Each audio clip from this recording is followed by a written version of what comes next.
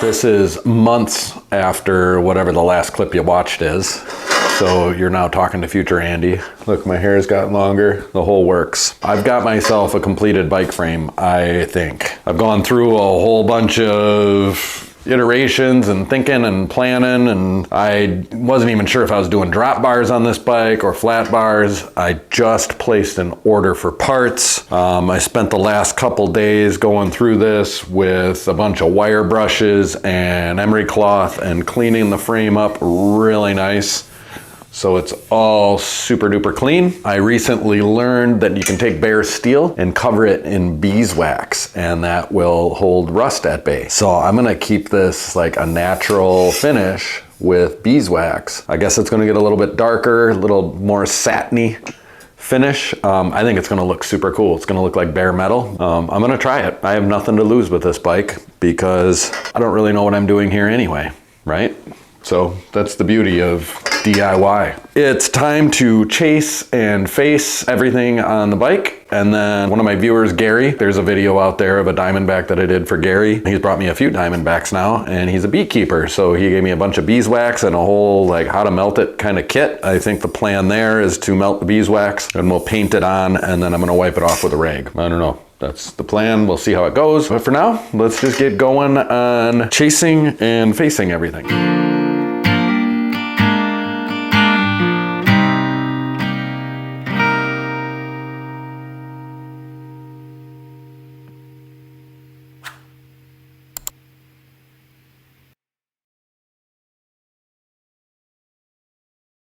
Start with the easy stuff, the water bottle screws. Just put a little bit of lube on them. And we can just kind of go through and just kind of chase these threads out for good measure. Yeah, I've really been all over the map on what I want to do for a build on this bike. Pretty exciting. Ugh, filth.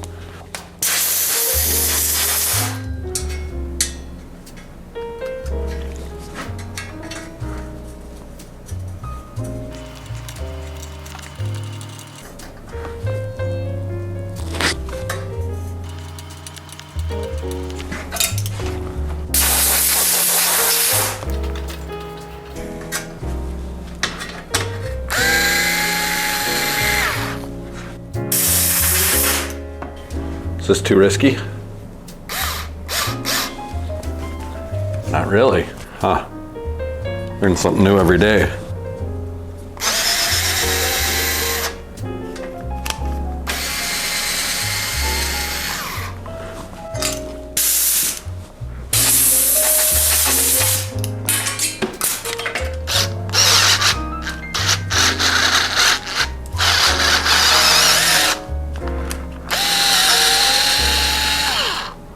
Ooh.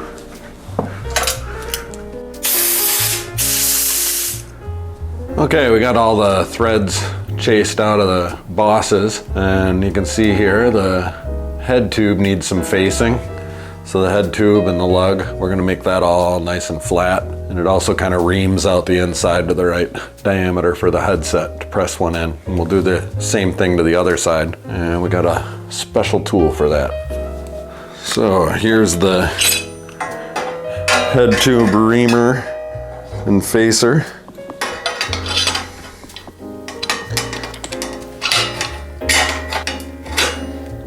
Got a little wedge down here to keep things square, and it's on a spring.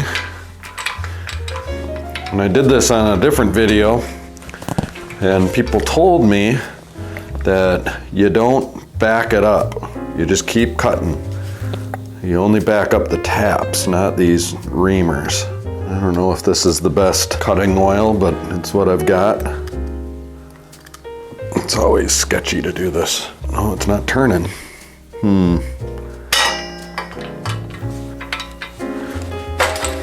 There we go. So we just go a little bit at a time.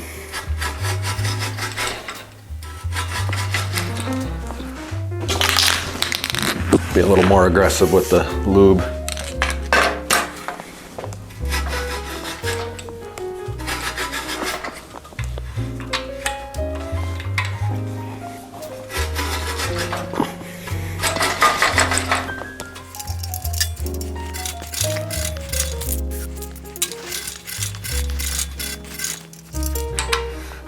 Okay, we're almost getting to the point of facing.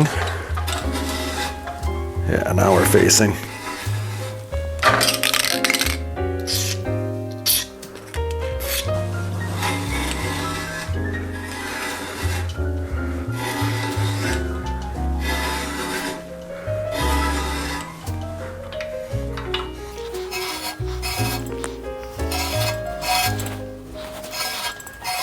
I think that's enough.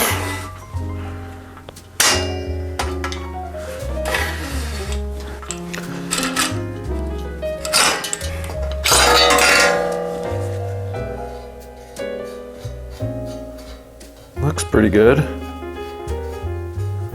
Good enough for who it's for. Here you can see the tool all full of chunks and gunks and chips and dips. You can see on the flip side here, much bigger lip. So we're gonna have to cut off quite a bit more.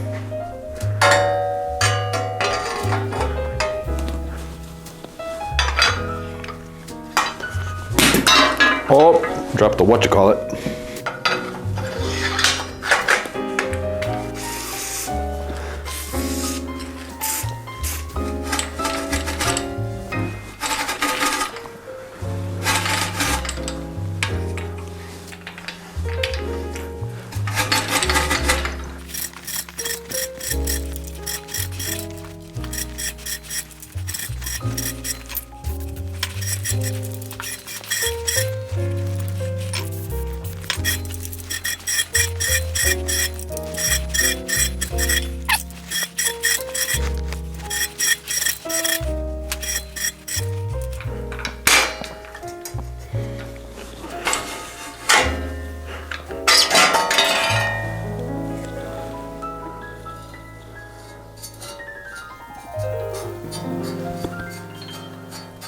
Looks like we need to do just a tiny bit more. Get things flattened out on this side.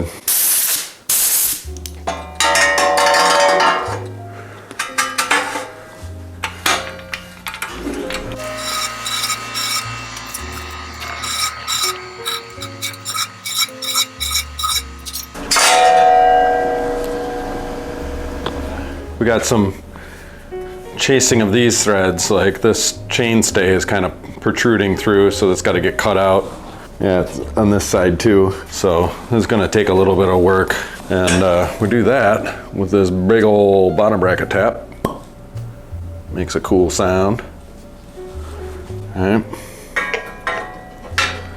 I'm going to use Phil's Tenacious Oil here. We're doing some major cutting.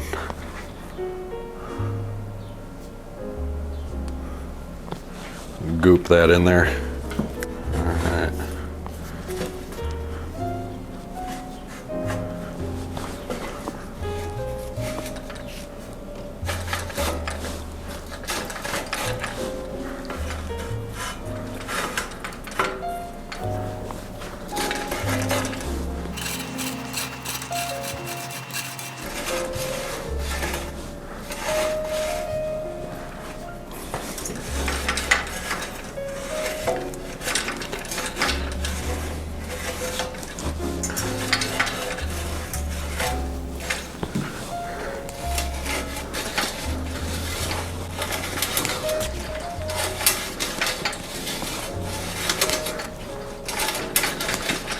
Feels like it's cutting pretty clean.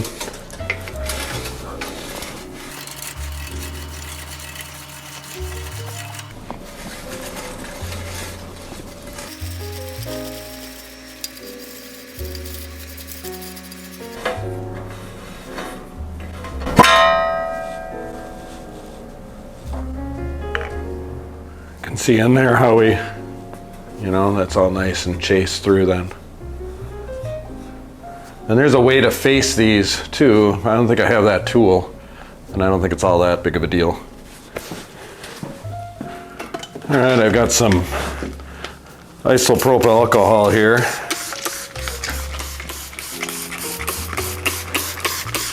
Since I got cutting oil all over everything.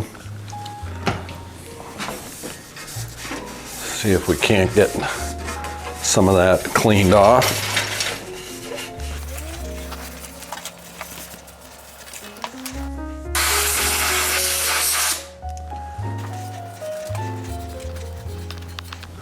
Man, that looks good.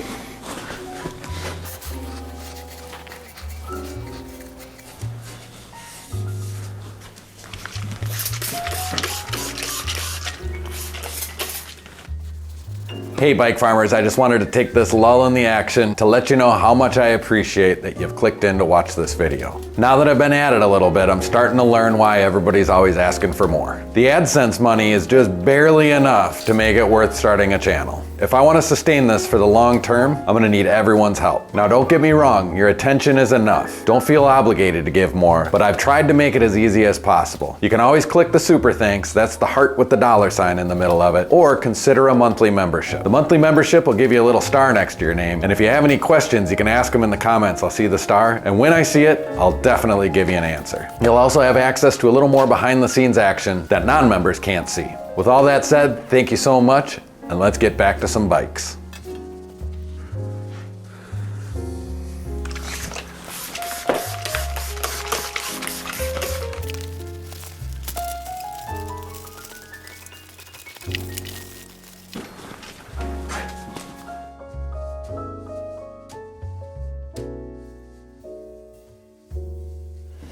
So Gary gave me that much beeswax, which is a ton, but he's got like 20 pounds of it, he says.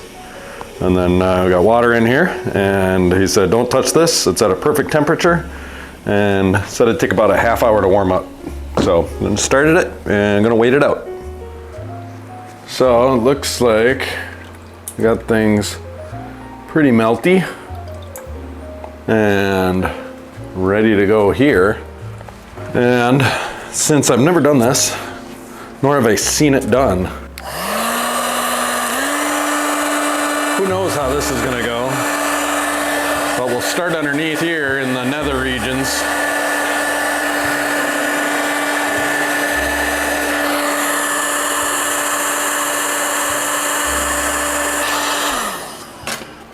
All right, let's see what happens. Brush it on. Okay, yeah, if it's not warm, it gets really waxy.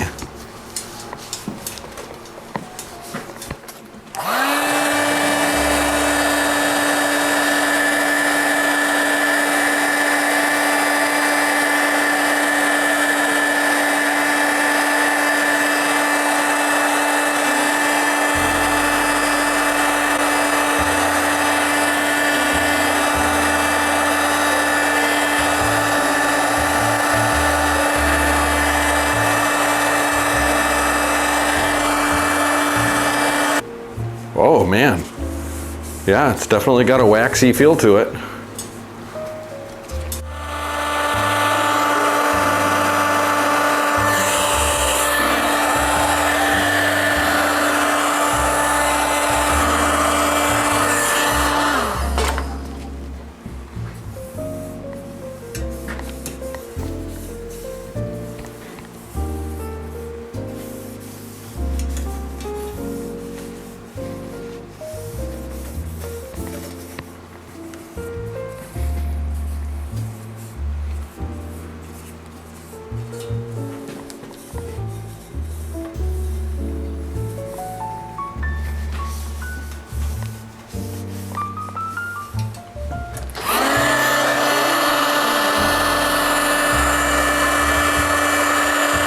Smells like honey.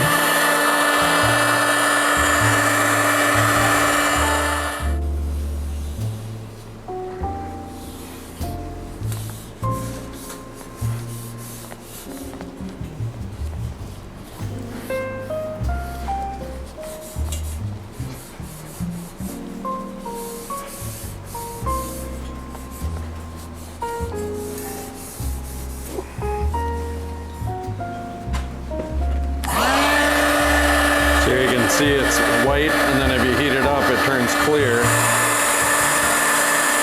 It's just where it's like too thick, I think. And I think I'm like wiping it in with the rag, not wiping it off. But I don't know that for sure either.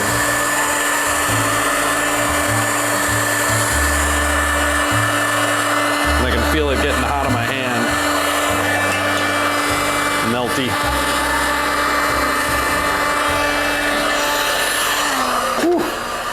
little too hot.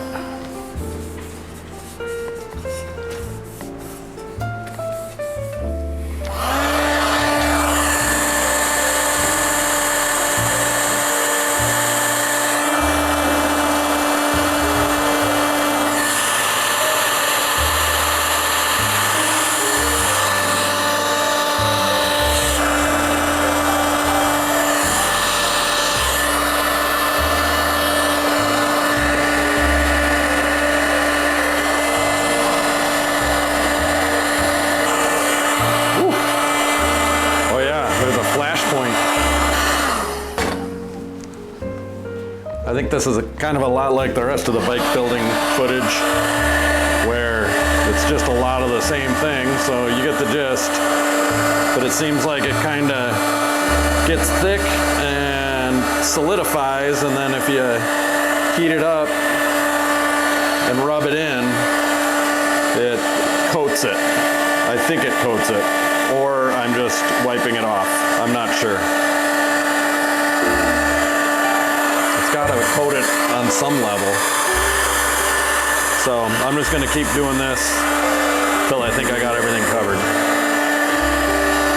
It seems like I got a pretty good coating on the whole thing. It's a little sticky until it cools. I haven't taken my gloves off, so I don't know what it feels like with gloves off. But I'm kind of like buffing it off almost like a car, but it feels like it's in there. You know what I mean? Like the pores of the metal have soaked it up.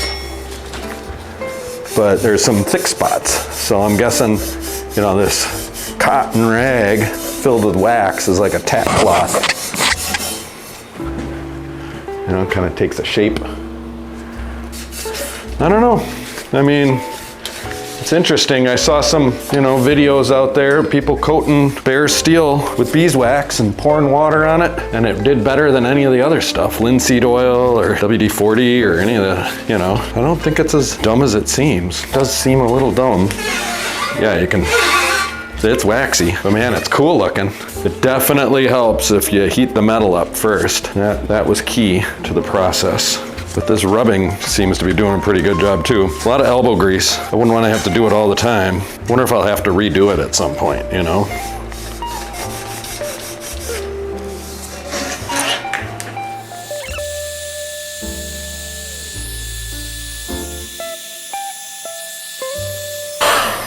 So the application of the hot wax goes way better if the metal's heated up, and then hopefully before it all hardens you can kind of wipe it in.